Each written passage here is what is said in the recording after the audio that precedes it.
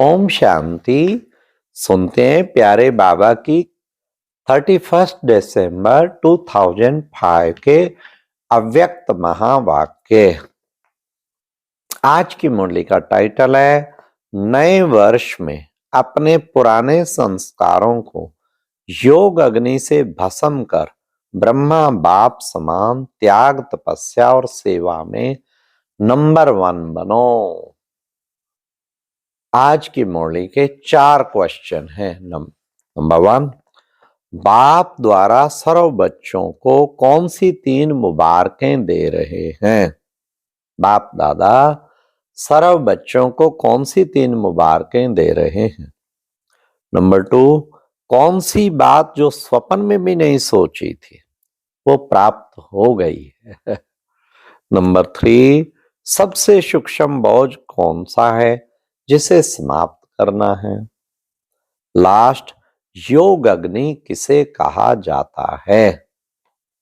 तो आज की मुरली 31 दिसंबर 2005 की। तो बाबा ने बहुत ही प्यार से बच्चों को बहुत सारी शिक्षाएं दी, मुबारक भी दी, और स्वप्न में भी नहीं सोचा था कैसे परमात्मा मिलन हुआ उसका भी रियलाइजेशन कराया। लेकिन बाबा की सारी मुरली सूक्ष्म बोझ पुराने संस्कारों का है, उसको खत्म करना है। ये बाबा चाहते हैं, तब परिवर्तन संसार का होगा। तो सुनते हैं मुरली। आज बाप दादा चारों ओर के चाहे सन्मुख है चाहे दूर बैठे दिल के समीप है, सर्व को 3 मुबारक दे रहे हैं। कौन कौन सी 3 मुबारकें? अब सुनो। एक नवजीवन की मुबारक है, दूसरी नवयुग की मुबारक है, और तीसरी आज के दिन वर्ष की मुबारक है। हाँ, नवजीवन की, और कौन सी? नवयुग की। नया युग सतयुग आ रहा है और हमें नया जीवन मिला है। और तीसरी आज के दिन की, वर्ष की। न्यू ईयर पे मुरली चल रही है ना, 31 दिसंबर 5। आप सभी भी नए वर्ष की मुबारक देने, मुबारक लेने आए हो। वास्तव में सच्ची दिल की खुशी की मुबारकें आप ब्राह्मण आत्माएं लेते भी हो, देते भी हो। आज के दिन का महत्व है, विदाई भी है और बधाई भी है। विदाई और बधाई का संगम युग है। आज के दिन को कहेंगे संगम का दिन। संगम की महिमा बहुत बड़ी है। आप सभी जानते हो कि संगम युग की महिमा के कारण आजकल पुराने और नए वर्ष के संगम को कितना धूमधाम से मनाते हैं। संगम युग की महिमा के कारण इस पुराने नए वर्ष के संगम की महिमा, ये 2 नदियां मिलती हैं, संगम होता है, उनकी भी महिमा है। जहां नदी सागर का संगम होता है उसकी भी महिमा, लेकिन सबसे बड़ी महिमा इस संगम युग की है जो अभी कलयुग और सतयुग के बीच में ये संगम पुरुषोत्तम युग की है, जहां आप ब्राह्मण भाग्यवान आत्माएं बैठे हैं। यह नशा है ना, कि कहाँ बैठे हैं। ये तो सदैव स्मृति रहनी चाहिए ना कि कहाँ बैठे हैं। कहाँ बैठे हैं हम?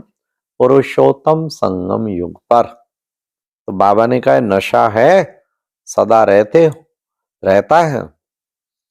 तो अगर आपसे कोई पूछे आप किस समय पर हो, क्या कलयुग में रहते हो या सतयुग में रहते हो? तो क्या फलक से कहेंगे? हम इस समय पुरुषोत्तम संगम युग हीरे तुल्य उस पे आप कलयुगी नहीं हो, संगम युगी हो। और इस संगम युग की विशेष महिमा क्यों है? बताओ क्यों है?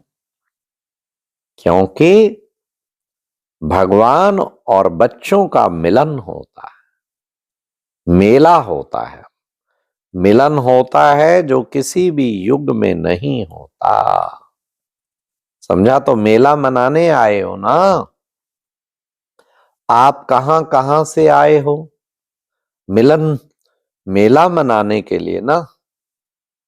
कभी स्वप्न में भी सोचा था कि ड्रामा में मुझ आत्मा का ऐसा ही भाग्य नूंधा हुआ है, था और है, आत्मा का परमात्मा से मिलने का।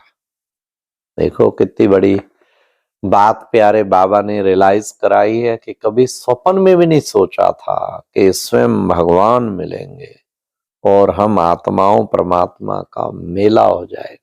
अपना भी नहीं पता था मैं कौन हूं, और बाबा का भी नहीं पता था।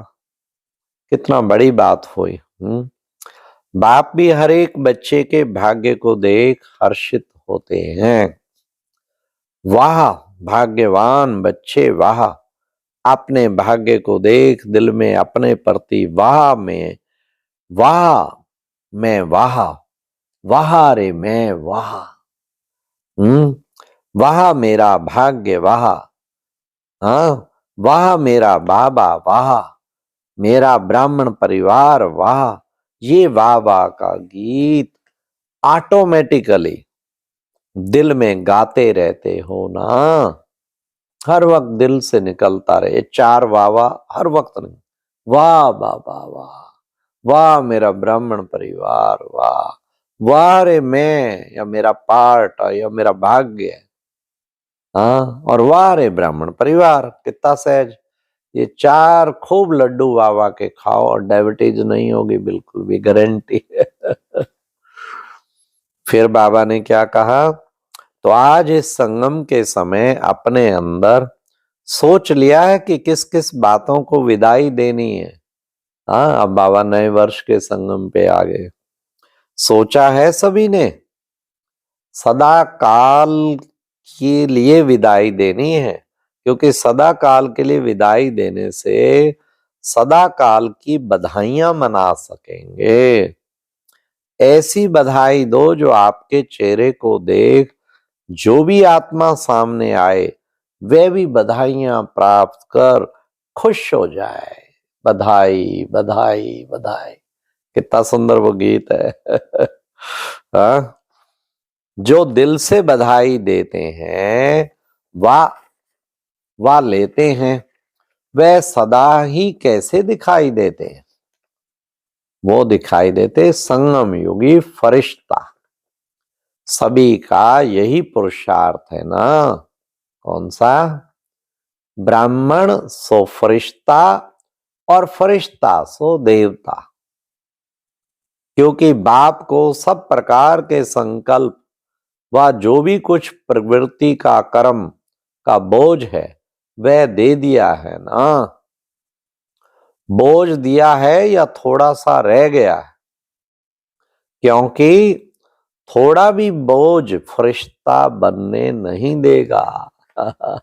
ये चेक करना है बस। हाँ, जरा भी बोझ तो नहीं है, बाबा ने कहा, फिर फरिश्ता नहीं बन पाएंगे।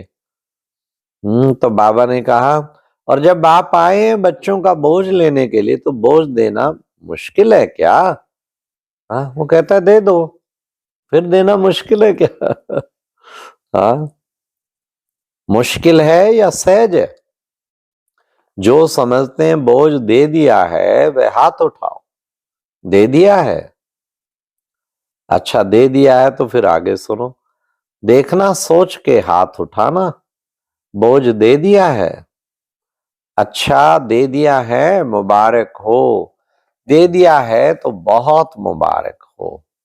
और जिन्होंने नहीं दिया है वह किस लिए रखा है? अब बताओ एक्सप्लेनेशन। किस लिए रखा है? बोझ से प्रीत है क्या?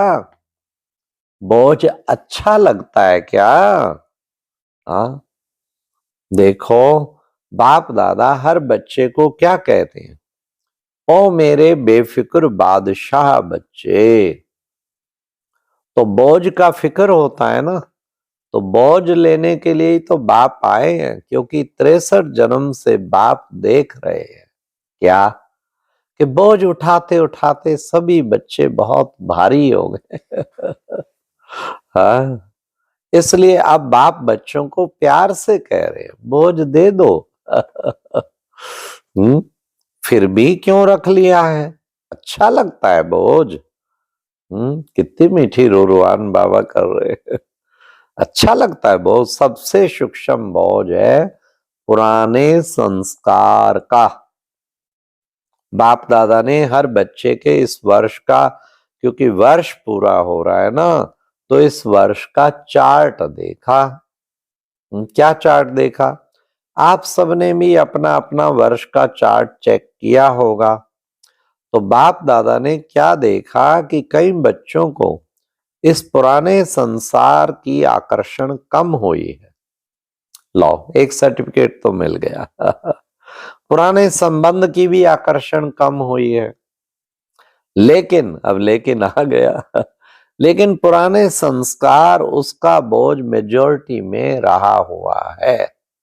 ये बात किसी ने किसी रूप में, चाहे मनसा शुद्ध संकल्प नहीं, लेकिन व्यर्थ संकल्प का संस्कार अभी भी परसेंटेज में दिखाई देता है, वाचा में भी दिखाई देता है, संबंध संपर्क में भी कोई ना कोई संस्कार अभी भी दिखाई देता है। तो आज बाप दादा सभी बच्चों को मुबारक के साथ साथ यही इशारा देते हैं कि यह रहा हुआ संस्कार समय पर धोखा देता भी है और अंत में भी धोखा देने के निमित्त बन जाएगा। इसलिए आज संस्कार का संस्कार करो। हर एक अपने संस्कार को जानता भी है, छोड़ने चाहते भी हैं, तंग भी हैं, लेकिन सदा के लिए परिवर्तन करने में तीव्र पुरुषार्थी नहीं है। पुरुषार्थ करते हैं लेकिन तीव्र पुरुषार्थी नहीं है। कारण अब सुनिए, तीव्र पुरुषार्थ क्यों नहीं होता?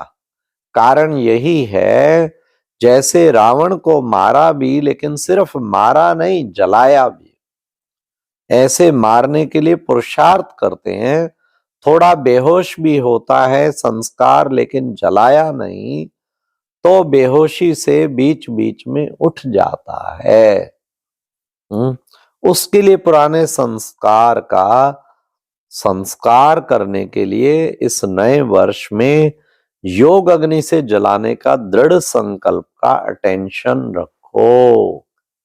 हाँ, कैसे जलेगा? योग अग्नि, उससे अटेंशन रखो। और अब यह एक बहुत अच्छी वीडियो भी जरूर देखें।